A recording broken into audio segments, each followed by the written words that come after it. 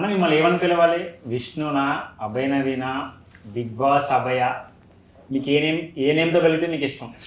Red card Abhay అని వీళ్ళు red కార్డ్తో famous చేసిన నన్ను. ఓకే అన్న, ఎలా ఉందన్న జర్నీ? బాగుంది, చాలా బాగుంది. 21 days సూపర్ జర్నీ.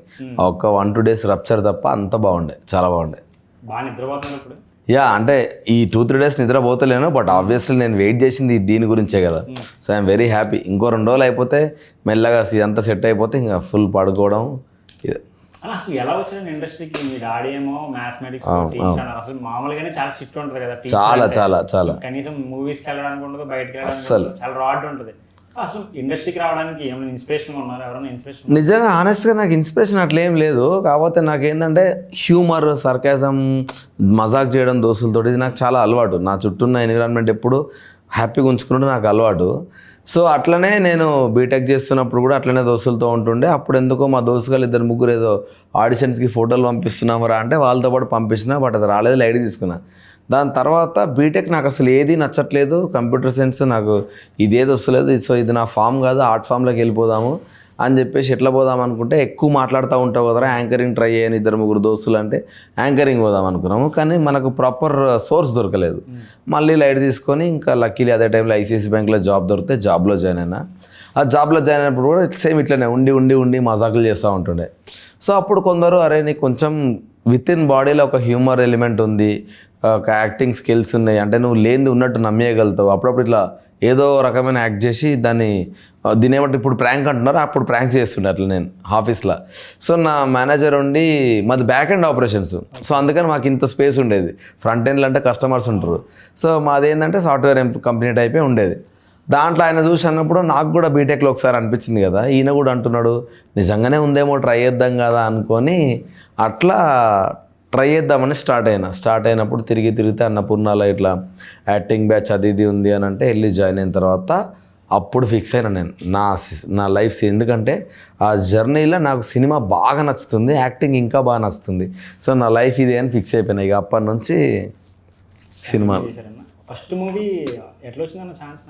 అన్నపూర్ణది అయిపోయిన తర్వాత ఆడిషన్స్కి వెళ్తా ఉన్నా. యాక్చువల్గా ఫస్ట్ మూవీ ప్యార్ మే పడిపోయాను అని ఒక సినిమా చేసిన. అది సాయి కుమార్ గారి కొడుకు అది హీరోగా చేసిన సినిమా. అది ఎవరికి ఎక్కువ తెలియలేదు. ఆ తర్వాత దీని పేరు ఏం పేరు, బొమ్మల రామారావు అని ఇంకో సినిమా చేసిన. ఆ బొమ్మల రామారావు అనే సినిమా యాక్ట్ చేస్తున్నప్పుడే ప్యారలల్గా పెళ్లి చూపులు అనే సినిమాకు ఛాన్స్ వచ్చింది. సో పెళ్లి చూపులు ఫస్ట్ రిలీజ్ అయింది బొమ్మల రామారావుతో కంపేర్ చేస్తే. ప్యార్ మే పడిపోయినా జనాలకు తెలియలేదు ఆ సినిమా రిలీజ్ అయినట్టు.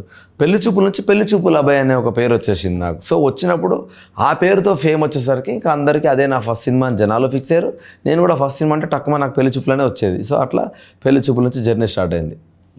సో అదేంటంటే బొమ్మల రామారావు యాక్ట్ చేస్తున్నప్పుడు ప్రియదర్శి గారు పరిచయం అయ్యిండు. దర్శి పెళ్లి చూపులు ఆల్రెడీ తరుణ్ భాస్కర్ వీళ్ళందరూ ఫ్రెండ్స్ ఆల్రెడీ. సో వాడు ఆల్రెడీ సెలెక్ట్ అయిపోయిండు. ఇంకో క్యారెక్టర్కి దర్శి గారు నన్ను రిఫర్ చేస్తే నేను చేయడము. నేను ఆల్రెడీ తరుణ్కి ఏంటంటే థియేటర్ యాక్టర్లు, ట్రైన్డ్ యాక్టర్లు అంటే చాలా రెస్పెక్ట్. సో నేను అన్నపూర్ణ అన్న దాంతోపాటు ఒక 1 year థియేటర్ కూడా చేసిన. సో తరుణ్కి ఆల్రెడీ ఆటోమేటిక్గా మంచి ఇంప్రెషన్ ఉండి దెమ్మటి నన్ను సెలెక్ట్ చేసుకున్నాడు. సో అట్లా ఇంకా జర్నీ వచ్చేసింది. ఇప్పుడు జర్నీ అయిపోయింది కాబట్టి బిగ్ బాస్ జర్నీ గురించి మనం మాట్లాడదాం అన్న. నా పేరు ఆదిత్య, ఈయన అన్ని సాఫ్ట్ గా ఉంటుంది, అది హాట్ గా అడుగుతాం. ఓకే, ఇప్పుడు కర్ణుడి చావుకి 100 కారణాలు అని మనకు తెలుసు. మీ ఎలిమినేషన్ కి మీరే కారణం అని మీరు తెలుసుకున్నారా బయటకు వచ్చాక? నా దానికి కూడా 100 కారణాలు అనిపిస్తుంది నాకు. నాదే కారణం అయితే కాదు. ఇప్పుడు తెలిసి చేస్తే తప్పు, తెలియక చేసినప్పుడు ఆ తప్పుకి ఇది తప్పు చేస్తున్నవారు అని ఒకరు చెప్పాలి రెస్పాన్సిబుల్గా. సో అది జరగనప్పుడు తెలిసి చేసినా తెలియక చెప్పినా తప్పే అంటారు, కానీ బయటకు వచ్చేంత క్రైమ్ అయితే కాదని నా ఫీలింగ్. సో డెఫినెట్గా వచ్చారంటే మీరు చాలా వర్డ్స్ యూజ్ చేశారు కదా బిగ్ బాస్. ఇప్పుడు నేను బిగ్ బాస్లో యూజ్ చేసిన వర్డ్స్లో 80% వర్డ్స్ తెలంగాణ క్యాండిడేట్ ఎవడైనా ఉంటే వాడికి మీరు చూపిస్తే ఛాయ్ తాగకుండా రెగ్యులర్గా మాట్లాడే మాటలే అవన్నీ. అంటే అది రియాలిటీ షో, చాలా మంది కోట్ల ప్రజలు రియాలిటీ షోలో రియల్గానే ఉండాలి కదా, మరి ఫేక్ గుంటే. స్టార్టింగ్ లో నాగార్జున సార్ అప్పుడు ఎంట్రీ ఉన్నప్పుడు కూడా నువ్వు ఏంటి నీ స్పెషల్ ఏంటి అంటే స్పాంటేనియస్ గా నేను పంచలేస్తా, అలాగే ఎమోషనల్ అవుతా, కానీ అలా కనిపించను అని అన్నారు. అయితే నువ్వు రియాలిటీ షోలో రియల్ గా ఉండబోతున్నావా అన్నారు. సార్ అన్నారు. ఆ రియల్ గా ఉన్నారు కాబట్టే బయటకు రావడానికి కారణం అయిందా? అయ్యి ఉండొచ్చు. సో అట్లా అయితే కనుకుంటే నేను 100% కరెక్ట్. నేనైతే తప్పు మాట్లాడలే ఆ లెక్కన. నేను సరే ఇప్పుడు తప్పు కాదు అన్నారు కాబట్టి కొంచెం ఆ వర్డ్స్ అంటే ఏ సిచ్యువేషన్ లో ఆ వర్డ్స్ యూజ్ చేశారు అనేది మీరు మాకు Done, చెప్పండి. done, perfect. First limitless biased big boss అని యూజ్ చేశారు, అది దేని గురించి? ఇది ఫస్ట్ కాదు యాక్చువల్లీ, ఇది లాస్ట్ ఆల్మోస్ట్. ఇది భోజనం తింటున్నప్పుడు ఫస్ట్ యూజ్ చేసింది So, మనిషి yeah. పుట్టక పుట్టావా లేదా, అది ఫస్ట్ పాయింట్, అది అక్కడ స్టార్ట్ అయింది బేసికల్ అగ్రెషన్. సో ఎక్కడ అంటే అంతకుముందు బెలూన్ ఫస్ట్ థింగ్ చీఫ్ టాస్క్లో పబ్లిక్లో అంటే ఫస్ట్ టైం బిగ్ బాస్ హౌస్లో జనాలతో అపాయింట్ అయిన చీఫ్ నేనే, జనాల ఓటేసి అపాయింట్ అయింది నేనే. So first chief. ఆ తర్వాత చీఫ్ అనే పొజిషన్ చాలా గొప్పదని 1-2 సార్లు వాళ్ళు చెప్తానే ఉన్నారు.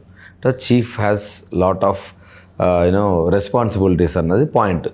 అప్పుడు నామినేషన్ అనే ప్రాసెస్ నాకు మీకు గుర్తుంటే సెకండ్ నామినేషన్ అప్పుడు నా సెకండ్ నామినేషన్ విష్ణుప్రియ. ఎందుకంటే విష్ణుప్రియ నాకు సార్ కూడా అన్నాడు నువ్వు 100% ఇస్తలేవని, నేను ఫ్లాప్ జోన్లో పెట్టిండు.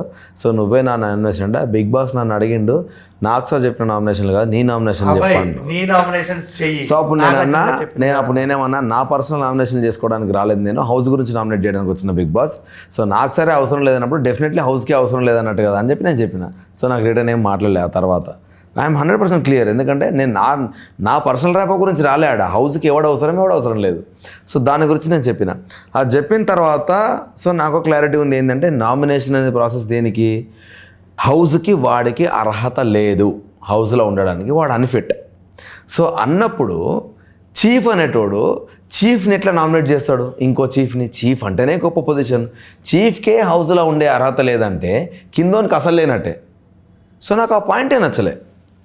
దానికోసం మీరు క్వశ్చన్ చేయొచ్చు కదా, ఏది మీరు ఇప్పుడు చీఫ్ అంటే ఆల్రెడీ ఇక్కడ ఒక రాజ్యానికి రాజు లెక్క, రాజుని ఇంకో రాజు చేత ఎట్లా మీరు నామినేట్ చేపిస్తారు? ఎగ్జాక్ట్లీ ఆ పాయింట్ ఆ వెరీ నెక్స్ట్ మినిట్లో నేను రియలైజ్ కాలేదు, కానీ రియలైజ్ అయిన తర్వాత 100 సార్లు అన్న కెమెరాకి, బిగ్ బాస్ నువ్వు నన్ను నామినేట్ చేసి నేను నిన్ను అడిగే ఫస్ట్ క్వశ్చన్ ఇదే, చీఫ్ గొప్పోడు అన్నాక చీఫ్ వాని ఎందుకు నామినేట్ చేస్తాడు అంటే చీఫ్కి బిగ్ బాస్ హౌస్లో ఉండే అర్హత లేదా అని 10 సార్లు కెమెరాతో అన్న నేను, కానీ అవి రాలేదు. ఎగ్జాక్ట్లీ దాని తర్వాత మీరు హట్ అయిపోయారు బెలూన్ టాస్క్ లో. అన్ని హట్ అయితేనే ఉన్నా నేను, ఇక బెలూన్ టాస్క్ లో నాకు ప్రాపర్గా జరుగుతలేను హట్ అయినా, ఎస్పెషల్లీ ఎగ్ టాస్క్ లా బిగ్ బాస్ ఈ గేమ్కి బిగ్ బాస్కి క్లారిటీ లేదన్న పదము నాతో పాటు హౌస్లో ఉన్న వాళ్ళు ఆల్మోస్ట్ అందరు అన్నారు.